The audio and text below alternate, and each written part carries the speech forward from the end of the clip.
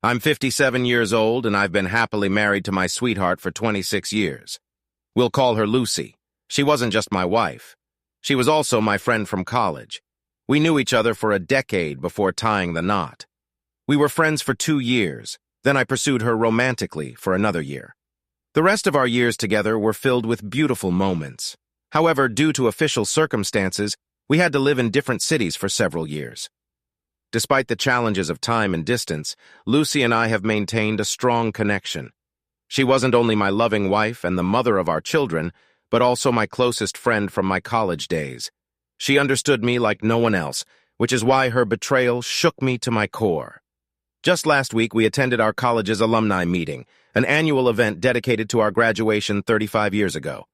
It's a big event with famous singers and celebrities performing, eagerly anticipated by all alumni. This year, our group had the chance to reunite and see how our classmates had changed. Lucy and I were particularly excited because we were one of the few couples who found love in college and stayed together all these years. When we walked into the event, we were bursting with pride, ready to showcase our strong relationship. Still did I know that this excitement would lead me down the wrong path. We relished reuniting with our dear friends after many years apart. The atmosphere was lively and filled with laughter. We were savoring what felt like the height of happiness, but our joy was interrupted by the arrival of a familiar face. Let's call him Rick, a classmate who had always deeply admired Lucy. During her college years, Lucy attracted the attention of many with her intelligence and charm, and I wasn't the only one taken with her. However, Rick stood out because his pursuit of her was marked by a sincerity that went beyond simple flirting. Despite Lucy's lack of interest, Rick was determined to win her over and wasn't willing to give up.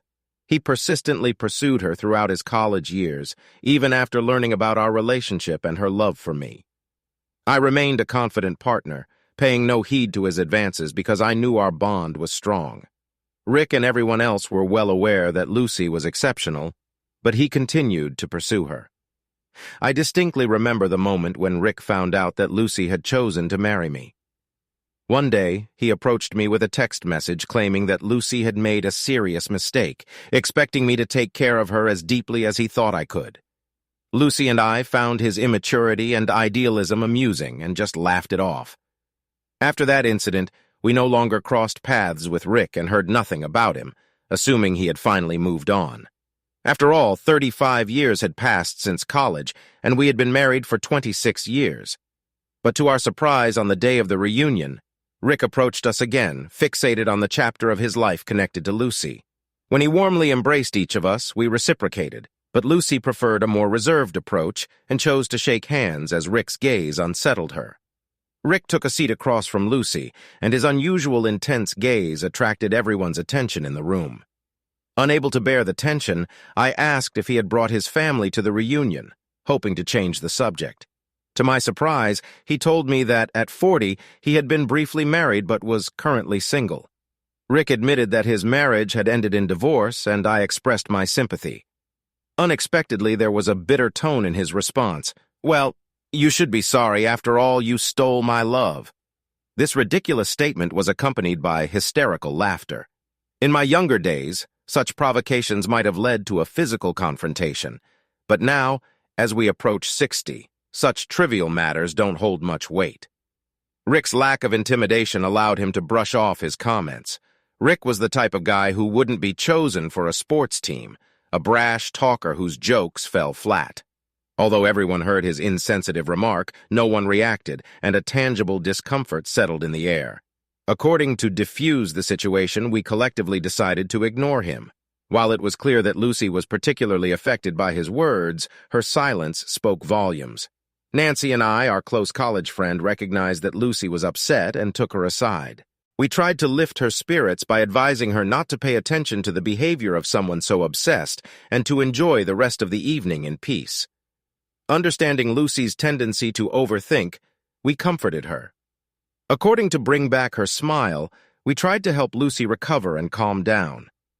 Unexpectedly, Rick approached us, apparently eavesdropping on our conversation. To our surprise, he apologized, saying he didn't want to upset Lucy. On the contrary, he wanted to remind her that she still had an admirer, despite the passage of time and its impact on her appearance. I was outraged by his rude words, but managed to stay composed, firmly telling him to leave us alone.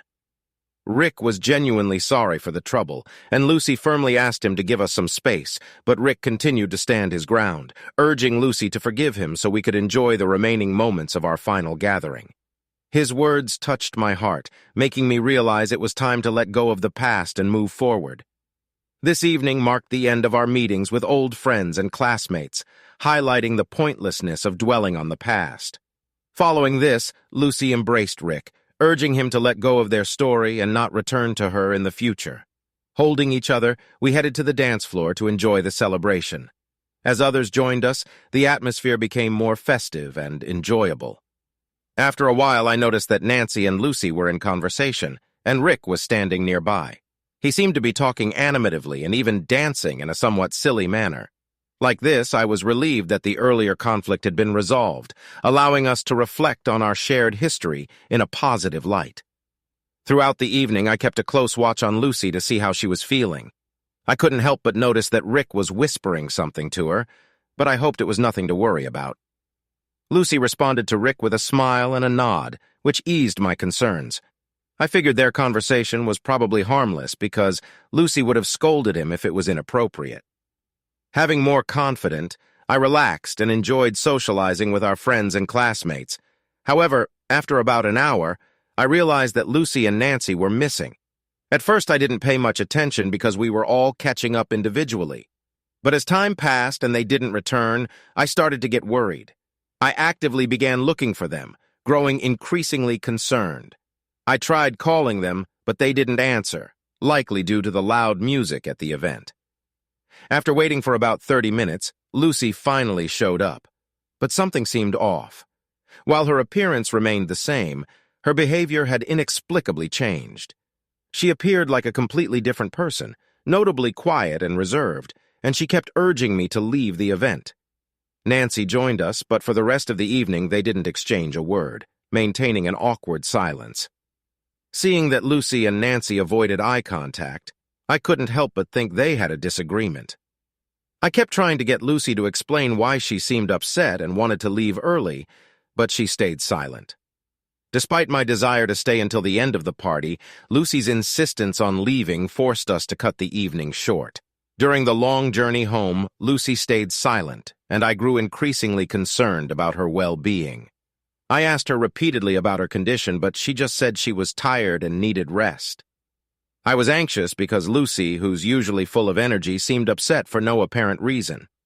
Not knowing the cause of her distress, I was very worried. Hoping to understand what was going on, I mustered the courage to ask if Nancy was involved, but Lucy curtly replied with a no without offering any further explanation. Realizing that she needed privacy, I decided to give her space and went about my business. Once we got home, while many of our former classmates happily shared photos and chatted on social media about the reunion, I couldn't shake a feeling of sadness. Knowing that this might be our last reunion, Lucy quietly got into bed and closed her eyes, as if she wanted to give the impression that she was already asleep. Exhausted, I finally got into bed around 2 o'clock in the morning and immediately fell asleep. I hadn't been asleep for long when Lucy woke me up, sobbing. Tears streamed down her face, and she sought comfort. I held her close, gently stroking her back, and asked if seeing old friends at the reunion had caused her emotional distress. She remained silent, continuing to cry. Understanding that words weren't enough, I held her tightly to show my support and understanding. Even though she didn't want to share her feelings, I allowed her to express her emotions, comforting her with my presence as she dealt with her worries. When her tears finally stopped, she confessed something that left me in shock. She admitted that she had cheated on me, not just with anyone, but with Rick. I was speechless, unable to say anything. I was paralyzed trying to process these revelations. Images and thoughts from the previous evening flooded my mind. The last time I saw Lucy, she was dancing with Rick and Nancy, forming an unexpected trio with them.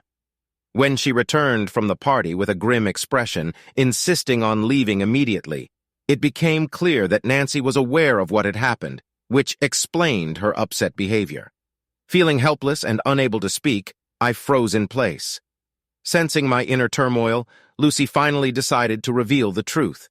She said that while they were dancing, Rick began apologizing for putting her in an awkward situation, especially after she had rejected his advances multiple times. He then showered her with compliments, admiring her strength. In the midst of the dance, Rick confessed that despite traveling the world, he had never met anyone as extraordinary as Lucy. She admitted that his sincerity charmed her, and she enjoyed the compliments. Lucy, captivated, listened as he invited her for a walk, promising that it would be their last meeting. He insisted that she deserved to hear all his thoughts about her in their purest form. Initially, Lucy declined, but he continued to press, emphasizing that it was a chance to share his true feelings. Her curiosity got the best of her, and she decided to join him. Wanting to know what he had to say, Lucy went for a walk with Rick on the serene college campus, seeking peace and quiet.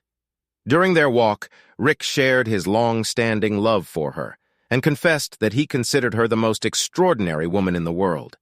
Their conversation revolved around different stories, but the core of it remained unchanged. Lucy admitted that she had been influenced by alcohol and had foolishly given in to his persuasive words. During their walk, Rick gently held her hands, which complicated the situation and weighed on Lucy's heart. Tears welled up in Lucy's eyes, and she sought solace in my presence. She shared painful details, recounting every intimate moment between her and Rick. The weight of her confession hung heavily in the air, and each word cut deeper into my heart. She went into excruciating detail, including the moment when guilt suddenly halted their actions, compelling her to push him away. I felt utterly powerless, and I couldn't respond to her desperate plea. Trying to gather my thoughts, I asked Lucy for some time alone. Despite my request, she continued to cry and beg for forgiveness. In an effort to console her, I suggested she rest a bit, promising that we could discuss the issue in the morning. As she clung to me tightly, expressing her fear of losing our connection, I remained still with my eyes closed, lost in deep contemplation. My mind replayed the events, meticulously examining each detail until a particular moment stood out. I recalled Rick's unsettling, victorious smile when Lucy returned from their ill-fated meeting. At that time, I didn't grasp the significance of Rick's smile, but in hindsight, I realized it was a triumph on his face, as if he had finally won Lucy over. This realization flooded me with anger and disgust, overwhelming any self-pity. Sharing a bed with Lucy at that point became unbearable. After watching her fall into a deep sleep following hours of tearful sobbing, I quietly left the bed and hastily packed my laptop, wallet, and other essentials into a backpack. The weight of my emotions was heavier than ever as I made the painful decision to leave our home. Despite everything, I couldn't deny the truth. I still loved her. After 26 years of marriage, I couldn't fathom life without her. Our marriage had given us a wonderful family filled with love and cherished memories. But despite our strong bond, I knew I couldn't stay. Lucy knew me too well, and her persuasiveness would likely have deterred me from leaving if I stayed until morning. I sought refuge in a hotel and took the necessary steps to block her room and remove her from all social networks. Exhaustion overcame me as the sun rose and I fell into a deep sleep. By 8 o'clock in the morning, my phone rang incessantly with calls from our children who had no knowledge of the events between their parents. Lucy and I have 2 children, a 24-year-old son and a 21-year-old daughter, both currently attending college on the same campus. Reflecting on that fateful night, I now understand that my impulsive decision to leave Lucy had to be carefully planned. Pretending everything was normal after her betrayal was impossible, she was my best friend and the core of my soulmate. Trying to act or deceive her would be futile since she knew me better than anyone else. The idea of Lucy's betrayal had never crossed my mind, so I hadn't prepared a plan for how to handle such a situation. When the children began calling me, I was caught off guard, not knowing how to respond to the truth that shattered our family. Realizing I needed to speak to at least one of my children before taking further action, I turned to my son, who typically approaches situations more calmly and maturely. With a heavy heart, I informed him that his mother had cheated on me the previous night, with someone from her past, an old lover, admirer, or maybe even a stalker. I explained that I needed time to sort things out and get my bearings. This revelation shocked him to the core. The idea that his own mother could act this way was incomprehensible. This made the situation even more painful. Our family had been known for its strength and love, and we had always been proud of our close bond. Our children, relatives, and friends admired our relationship. Now all of that had been shattered due to Lucy's actions. My son couldn't come to terms with the fact that his mother was capable of such behavior, and kept insisting that there must be some misunderstanding between us. Desperate for answers, he kept pressing me for details, trying to understand how and why her betrayal had occurred. Recognizing the emotional toll this was taking on my son, I understood that providing a detailed chronological account would only intensify his pain and possibly enter his ability to move on. With a heavy heart, I acknowledged the gravity of the situation and expressed my sincere hope that it was all an elaborate joke. Sadly, I had to tell him that his mother had indeed confessed to her infidelity. Although he was 24 years old and had experienced heartbreak before, this betrayal hit him hard. Seeking understanding and trust, I asked him to promise to keep this information confidential until I was ready to share it with others. To diffuse the situation and avoid further questions and concerns, I informed my daughter that I would be away on a business trip for a while due to work-related stress. As a result, the calls from our children stopped. The situation was as follows. While my daughter believed I had left for work, my son and Lucy knew we were separated. In the following days, I dived into online research, seeking top lawyers and solutions to our situation. During this time, I stumbled upon a subreddit where men shared their experiences dealing with issues similar to mine. As I delved into these online discussions, I found stories of people planning revenge on their unfaithful partners. Though I understood their anger, I couldn't fathom seeking revenge on Lucy. Deep down, my love for her remained unchanged. To deny that would be dishonest. But despite this love, I knew we could never be together again. Things had been shattered beyond repair, and reconciliation seemed impossible. It was painful, but our paths had irreversibly diverged. As I contemplated how to handle this challenging situation, I wasn't sure if I could overcome it. There were numerous matters demanding my attention: work, the well-being of our children, property issues, and more. Tomorrow I have a crucial meeting with a lawyer who will guide me through the legal aspects. Lucy and I are both management consultants, but in our early 40s, we left our stable jobs. Lucy pursued her passion for writing while I became a business consultant, primarily working with startups. As a self-employed consultant, I don't have a fixed workplace. This has led me to consider the possibility of Lucy showing up at my workplace. After careful thought, I realized that given my working situation, it might not be easy for Lucy to locate me. Although I occasionally work from home, I also visit clients' offices. Working with multiple clients simultaneously makes it challenging to maintain complete anonymity. Nonetheless, Lucy hasn't managed to track me down. Approaching our 60s made us contemplate retirement. We'd put a lot of effort into planning our future, including saving to buy a beachfront home in the countryside. We aimed to make this purchase next year, and had already identified potential properties that matched our desire for a peaceful retirement. Fortunately, we hadn't finalized the purchase of the beach house, and we were still negotiating with property owners. In hindsight, I'm incredibly thankful for this. If we had already bought the property, the situation would have been much more complicated. Just the thought is daunting. Meanwhile, Lucy has been persistent in trying to contact me since I decided to keep my distance. I consulted with a lawyer who advised me to inform our adult children about our separation. He also raised questions about property division, leading me to initially consider splitting it equally between Lucy and me. But upon reflection, I realized I needed to rethink my stance. Instead of seeking revenge by denying Lucy her share of our property, I decided to do the opposite. I believed she deserved her rightful half, as she had contributed as much as I had. However, I acknowledged that she also deserved the separation she sought. Having known Lucy for so long, I understood she'd be willing to give up her part of the property to reconcile and save our family. While the divorce papers were being prepared, I arranged a meeting with our children. I asked my son to discreetly bring my sister to a restaurant without revealing my presence. To my surprise, my daughter's reaction was intense when she saw me. She bombarded me with questions, including whether I had cheated on her mother after disappearing from her life. Seeing her in such distress, my heart sank. But I knew I had to stay calm for the sake of the children and the upcoming revelations. Gradually, I managed to reassure her that I hadn't been involved with anyone else. Then, with caution, I began revealing the truth in pieces. It was clear that my son already knew some of it, but my daughter was hearing the full story for the first time. Neither of them was prepared for what I had to say. My daughter's world crumbled when she learned her mother had cheated on me. For the past 15 days, since I left our home, she had been staying with Lucy. Overwhelmed with emotion, she embraced me tightly and tearfully asked for forgiveness for any ill feelings she had harbored against me.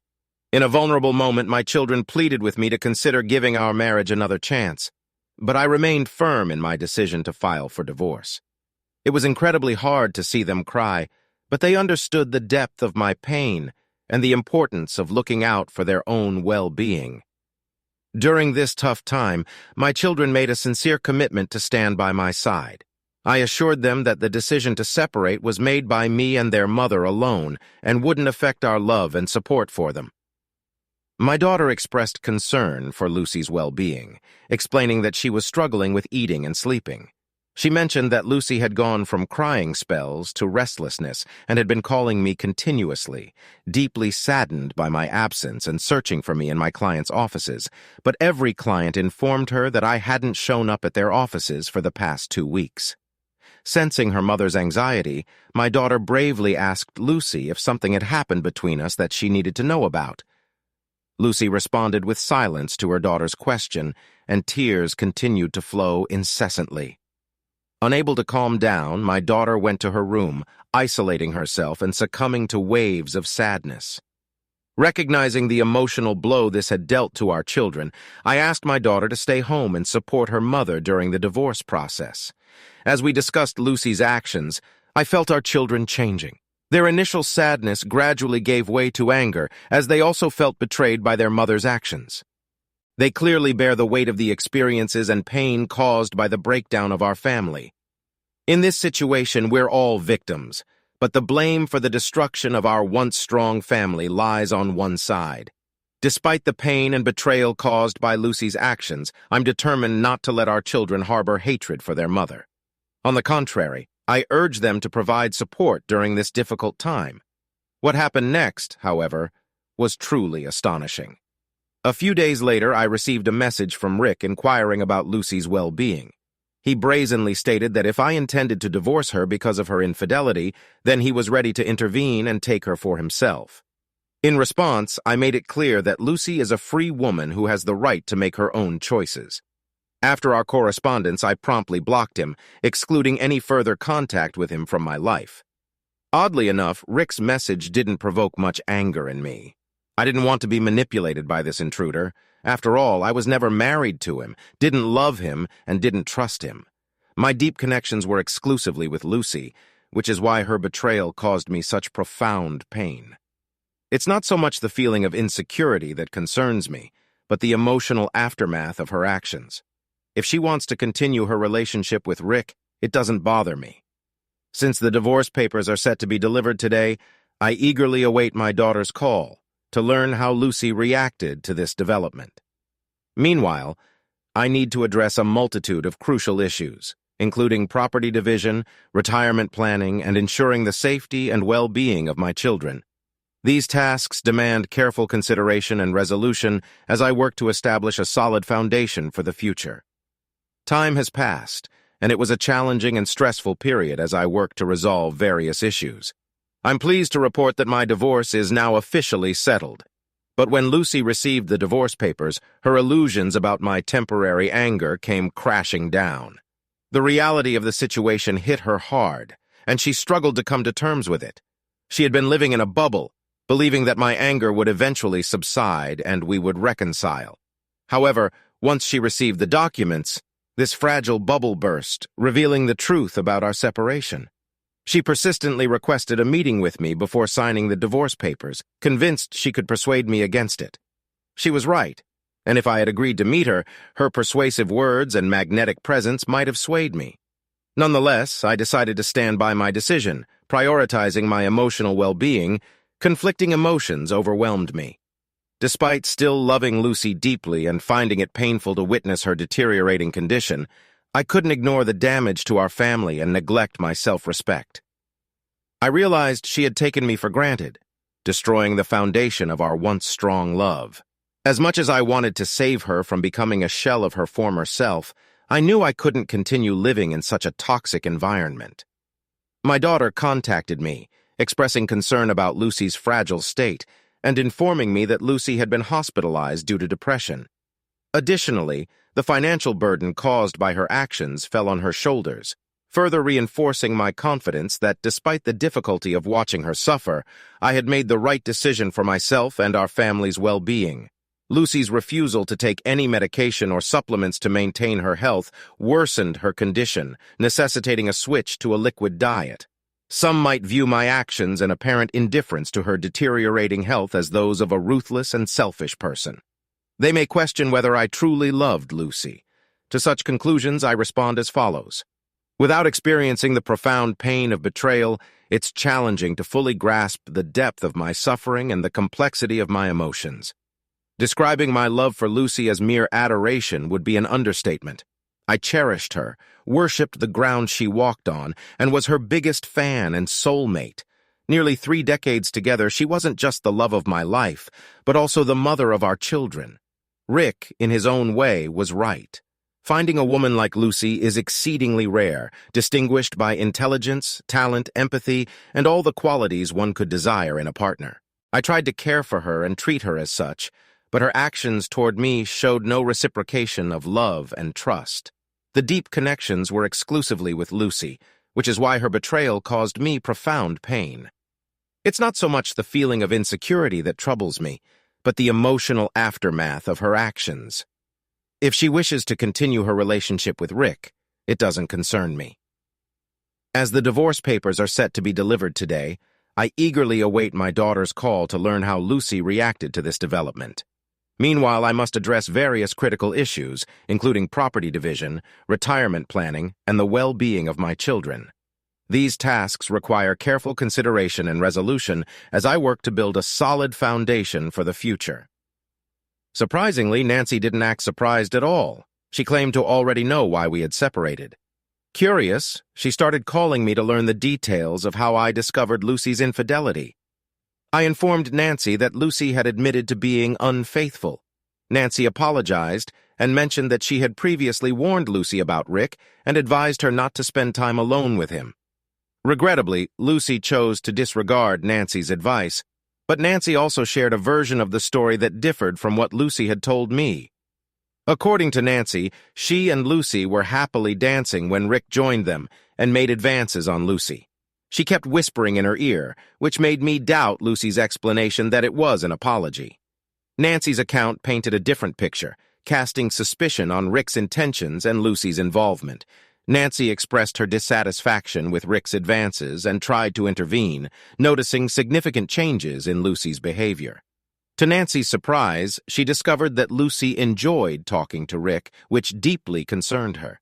This complicated the situation further, raising questions about Lucy's feelings for Rick. When Rick suggested going for a walk, Lucy asked Nancy for advice, silently wondering what to do. Nancy strongly opposed the idea, emphasizing Rick's dangerous reputation. However, Lucy eventually agreed to the walk despite Nancy's reservations. Nancy was engrossed in conversation with friends and didn't immediately notice Lucy's absence. Gradually, she realized this and became worried. She searched for Lucy and found her with Rick in an unexpected place, the college pool locker room. This contradicted Lucy's claim that they were on the lawn. Nancy confronted them, interrupting their encounter and revealing that it was her presence, not Lucy's conscience, that stopped them. Despite the painful betrayal, I couldn't help but feel proud of Lucy for admitting her mistakes to me. Knowing the truth brought some comfort, but the betrayal still weighed on my heart. I initially believed her blame on intoxication, but I later realized it was a conscious choice. The fact that their encounter took place far from our original location at the college pool emphasized that it was deliberate, not a momentary weakness. It was clear that Lucy's actions were intentional. After listening to Nancy, I asked the pressing question, could I consider giving Lucy another chance? I was torn. Lucy had confessed, but Nancy's revelation of the differing versions added complexity. Lucy's deception left me an emotional shock. Meanwhile, my children shared concerning news about Lucy's deteriorating mental state. She fell into deep depression and was on the brink of self-harm. Learning of her condition, I turned to Nancy for support and advice. I explained the previous phone conversation to Nancy, where Lucy told me a different story. I asked Nancy to visit Lucy and have an honest conversation. It was evident that Lucy held a painful secret. I urged Nancy to inform Lucy that I now knew the whole truth and had decided not to forgive or rebuild our relationship. I suspected that Lucy was intentionally arming herself, so her well-being became my top concern. Lucy hoped for reconciliation, but Nancy visited as I requested and updated me. Lucy was on the path to recovery from her emotional struggles, and she had signed the divorce papers, which brought some relief. In light of recent events, I found motivation to wrap up my work commitments. Instead of settling down as planned, I felt compelled to choose a different path. I decided to embark on a solo journey, seeking new experiences and freeing myself from obligations. The prospect of escaping the restrictions of a permanent residence brought me joy and promised an improved mental state. I acknowledged that I may not be handling the situation perfectly, but I'm doing my best in these unpredictable times. I can only hope for the best in overcoming this challenging period. A year has gone by, and I want to update you on some developments. During this time, it felt like time passed slowly for me. After leaving our house, I stayed in a hotel for a few months, and then rented an apartment while our divorce proceeded as planned. I continued to work, but I switched to clients that allowed me to work from home full-time. This change offered more flexibility and helped me adapt to my new life.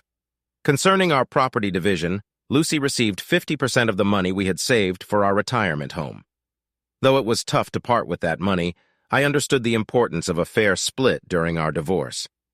To ensure a fair distribution of the remaining 50%, which is rightfully mine, I decided to share it between my two children. They are old enough and independent, so having access to these funds can be useful for them. As for Lucy, she's still undergoing therapy to deal with her emotional issues. Nancy stays in touch with her and occasionally asks about my well-being. During a conversation with Nancy, she shared unexpected information about Lucy. It's crucial to handle this info cautiously, as Nancy still supports Lucy. Nevertheless, I'm willing to hear her perspective. It turns out that despite what I thought, there are reasons to be skeptical about how well I know Lucy. I held Lucy in high regard, considering her strong and determined, but it appears that loneliness may have influenced her decisions. According to what I learned, Lucy began communicating with Rick, and he reciprocated her feelings. Their relationship appeared to be flourishing until he found out about our impending divorce. Rick learned about the divorce. His behavior took an unexpected turn. He distanced himself from Lucy, leaving her confused and heartbroken. Despite her efforts to remind him of his previous expressions of love, he claimed his intentions were only for a casual encounter. He admitted he didn't want a long-term emotional relationship or marriage due to her strong, wild nature. This revelation left Lucy feeling betrayed and shattered her image of Rick's intentions. Her relationship seemed built on fleeting desires and empty promises, rather than genuine affection and commitment. It's difficult to fathom that Lucy begged Rick for a relationship, especially given his reputation for insincerity. Rick's true intentions were exposed when he revealed his desire for only a physical relationship, disregarding Lucy's need for emotional support. He also mentioned having a roommate with whom he was content. All his apparent love and admiration turned out to be a facade, which left Lucy feeling deceived and insulted. In a cruel final statement, Rick arrogantly claimed to have achieved his goals, even boasting about outsmarting Lucy. This revelation deeply unsettled Lucy, making her realize she had fallen for his lies and manipulations. A couple of weeks ago, I received an update on Lucy. My daughter had been living with her to provide companionship and support during her battle with depression since I left our home. However, after a year, my daughter reached her limit. Lucy's behavioral changes had become unbearable. Once emotionally strong, Lucy had transformed into a person filled with self-doubt and a constant need for attention. She had become unpredictable and unstable, displaying hysterical tendencies that strained others. Despite my daughter's best efforts, living with Lucy had become impossible. This was a stark contrast to the Lucy we once knew, highlighting the devastating impact of her actions and emotional experiences on her well-being. Lucy's mental state deteriorated, leading to delirium and confusion. She had turned into a controlling and possessive mother, frequently bombarding my children with phone calls if they didn't answer immediately. Whenever my daughter tried to address Lucy's stubborn behavior, Lucy became distressed and expressed her fear of losing them. Lucy had been deeply terrified by my departure, and my children assured her that they wouldn't abandon her. They did everything in their power to help her with her depression, but if her controlling tendencies persisted, they might need to reconsider their stance. Lucy often engaged in intense arguments with her children, accusing them of not supporting her during the most challenging moments of her life. This behavior was unfamiliar to us. The children were shocked by Lucy's unusual conduct.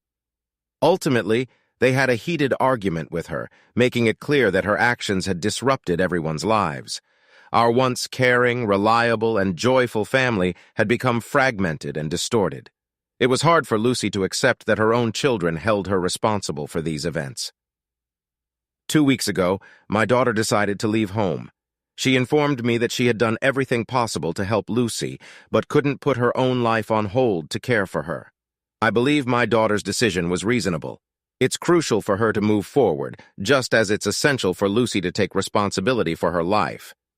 While it's natural for someone my age to find some satisfaction in seeing his unfaithful ex-wife suffer, I must admit that I felt no joy in this situation. Instead, I felt deep sadness for Lucy and her current state.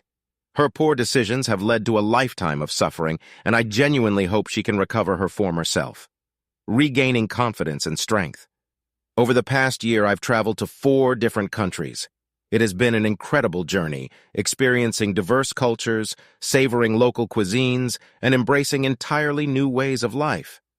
Initially, I was disappointed to deviate from my retirement plan, which involved being with Lucy. However, I've come to appreciate the opportunity to immerse myself in various cultures and lifestyles. In my travels, I had the pleasure of meeting incredible people from various cities worldwide. Currently, I'm not involved in any romantic relationship, nor am I actively seeking one. I'm open to whatever the future might bring. To be honest, the last 2.5 years haven't seen any major events, except for my extensive travels to over a dozen countries and rekindling my passion for painting. In the past month, I had the opportunity to reunite with Lucy after a 4-year gap. The reason for this unexpected encounter was my son's upcoming wedding. He found his life partner, and 2 months before the wedding, he wished for Lucy and me to meet the girl's parents. At first, I was hesitant, suggesting we meet at the wedding, but I eventually agreed to accompany Lucy to this significant event. I realized it wasn't about me, but my duty as a father. A week before the wedding, the girl's parents graciously hosted a dinner for us, although I had doubts initially. However, I decided to attend at the last moment. It was emotionally challenging to see Lucy there. I would have preferred it to be just the 2 of us, but I knew I had to be there for my son, and both he and his fiancée were thrilled to see me. Her parents left a wonderful impression as kind and hospitable people. When I met the girl's father, it felt like we immediately clicked. We had a great conversation about his business, but I won't dwell on those details because I assume you're more interested in the situation with Lucy. So let's get to the point. When I entered the room, I noticed Lucy appeared visibly uneasy. Something had changed in her, a transformation in her eyes. She was no longer the woman I once knew, although she smiled politely. There was tension in her.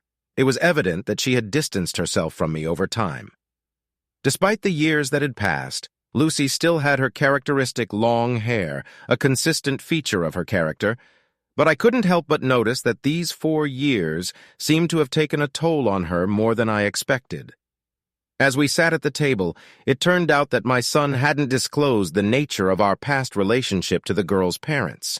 This would be the first meeting for both sets of parents. While this detail interested me, I didn't anticipate any issues arising from it. Initially, Lucy was quiet in the company of others, but when she found a moment to speak to me alone, she commented on my appearance. noting that I looked healthier and more energetic.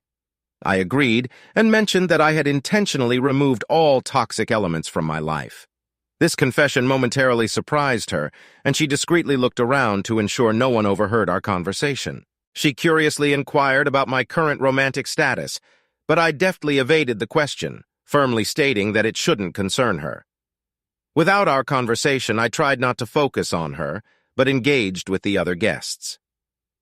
When the evening drew to a close and it was time to bid farewell, I warmly embraced everyone present. As we were about to leave, I simply nodded to Lucy and casually told her to take care of herself. This took her by surprise, and she abruptly stood up as I said my goodbyes to others. Although things happened quickly, I believe the exchange didn't appear too awkward to the others. Surprisingly, the meeting with Lucy turned out to be quite straightforward. From her behavior, it seemed she was either startled by my presence or felt too uncomfortable for a more open conversation. Regardless of her thoughts, I found it uninteresting to delve further into this matter and departed from the gathering. As I was about to leave, my son walked me outside and kindly invited me to spend the next few days with him. Unfortunately, I declined his generous offer, but promised to call him soon. With those words, I headed to my hotel. It's important to note that I no longer have a fixed place of residence. I frequently travel, and when I return, I usually stay in hotels. Transitioning to a nomadic lifestyle wasn't easy after 26 years as a devoted family man. However, over time, I grew accustomed to this adventurous way of life and have come to fully enjoy the freedom it brings. I'd like to share more news with you. I now have a life partner. 2 years ago, during a trip to Tokyo, I met Ashlyn, a 52-year-old woman who had recently left an abusive relationship and embarked on her first solo journey. Our paths crossed while climbing a mountain, and we formed a genuine connection. At that time, neither of us sought a romantic relationship, so we developed a deep friendship. After my stay in Tokyo, I was planning to go to South Korea, and she intended to explore Thailand. Surprisingly, we continued to communicate over the next few months, nurturing our friendship. Recognizing our compatibility, we mutually decided to plan our future adventures together. Over the past year and a half, we've embarked on various journeys, exploring more than 8 countries. We've become travel companions, prioritizing the bond that connects us over rushing into a romantic relationship. In fact, for the first 2 months of traveling together, we maintained a platonic relationship by mutual consent. We weren't in a hurry to know each other deeply, focusing on enjoying our discoveries and explorations while continuing to travel. My children were aware of Ashlyn's presence in my life, but chose not to inform Lucy about it, fearing it might trigger her depression. Upon arriving at the hotel, I phoned my son to explain why I declined his offer to stay with him. I told him that Ashlyn had joined me on this trip, and it wouldn't be fair to leave her alone. Additionally, I expressed my desire for Ashlyn to attend the wedding as my partner. Although my son liked the idea, he also expressed concern about Lucy's potential reaction. Nevertheless, I stood my ground, emphasizing the importance of Ashlyn attending the wedding and getting to know my family. I suggested my son involve my daughter in the conversation to discuss the matter collectively. Thankfully, my daughter supported my decision and agreed that Ashlyn should meet our family. With just a week left before the wedding, we spent our time exploring the city together, giving Ashlyn an unforgettable tour of Kentucky since it was her first visit. Finally, the wedding day arrived. As we entered the venue, I couldn't help but notice Lucy's fixed gaze on me. Lucy's reaction was intense when she spotted Ashlyn and me walking hand in hand to the wedding venue. Before the event, I had cautioned Ashlyn about the possibility of Lucy's unwanted behavior, but she assured me that she could handle it calmly. It was at that moment that I became personally aware of how much control Lucy still had over me. Following our separation, Lucy rushed toward us, swiftly grabbing my wrist, attempting to pull me aside. I firmly stated I didn't want to engage in a personal conversation with her.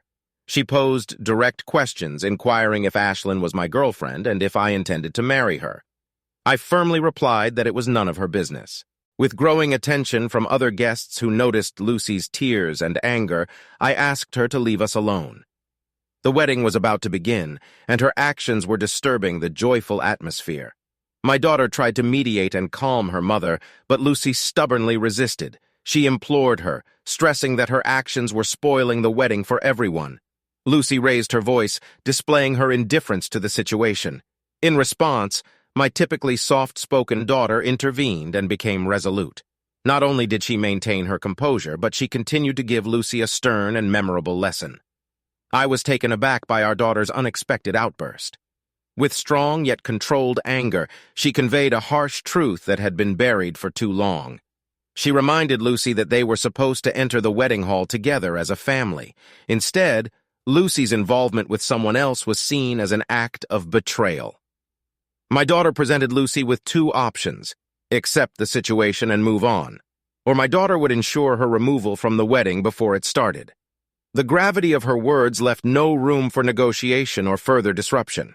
As a father, I initially stepped in to protect my daughter. However, I soon realized her resilience and strength even in the face of her own mother's actions. With unwavering determination, my daughter pointed directly at Lucy, ensuring her words carried weight. By the way Lucy was squeezing my wrist, I could sense the tension building, and then she released her grip. We made eye contact, and her face trembled, conveying a mix of anger and betrayal. After a few moments of silence, Lucy turned and left without acknowledging Iceland. To my surprise and relief, my daughter took the initiative to apologize to Iceland on Lucy's behalf. Iceland warmly embraced both of us, and I expressed my pride in my daughter's strength and resilience, referring to her as my soldier. She was visibly emotional when I used that term. Lucy had caused suffering to those around her, but she had always expected sympathy and care from certain friends over the years. Due to circumstances, my children didn't have a family home for special occasions, and I acknowledged my role in this outcome. Throughout the remainder of the wedding, Lucy grew increasingly irritated by our children's support for me. She distanced herself, often standing alone in corners or sitting by herself, appearing more distant than a groom's mother should be at such an event. She even chose not to participate in the family photo, further highlighting her sense of isolation. A few days ago, Nancy gave me a call. She mentioned that Lucy was upset that I was moving on with my life while she remained lonely. In response, I told Nancy that my children and I had reached a point where we couldn't bear Lucy's constant dramas any longer. I explained that Lucy was on her own path, and she was free to live as she pleased. My primary goal now is to enjoy the remaining years of my life in peace. I'm considering the idea of being closer to my children and taking responsibility for their family gatherings, even though they are grown. I believe it would provide them with a comfortable and stable environment where they can come together when needed. The recent wedding made me realize that a new phase of life is approaching where I may become a grandparent. I don't feel the need to inform Lucy about this, and I'm content with that decision. When the time comes, I'll see if Island wants to join me on this journey. Nancy also informed me that Lucy is in a bad condition, behaving inappropriately and experiencing panic attacks. I asked Nancy to stay with Lucy, offer her support, and promised to reach out to my daughter to help. Since my daughter was away, Nancy couldn't stay with Lucy for an extended period, and she was left alone in the house in such a terrible state. Before the next day arrived, my children and I received devastating news. In a state of mental breakdown, Lucy ran onto the road and was struck by a motorcyclist who couldn't react in time to avoid the collision. Lucy, the love of my life and the mother of my children, passed away instantly. It's really difficult for me to talk about it. Her body was terribly injured, resembling a disassembled doll. While I might blame myself for insisting on bringing my new partner to my son's wedding, we couldn't have continued to endure Lucy's manipulations for the rest of our lives. It all began with her betrayal, and no one is at fault for the path she chose.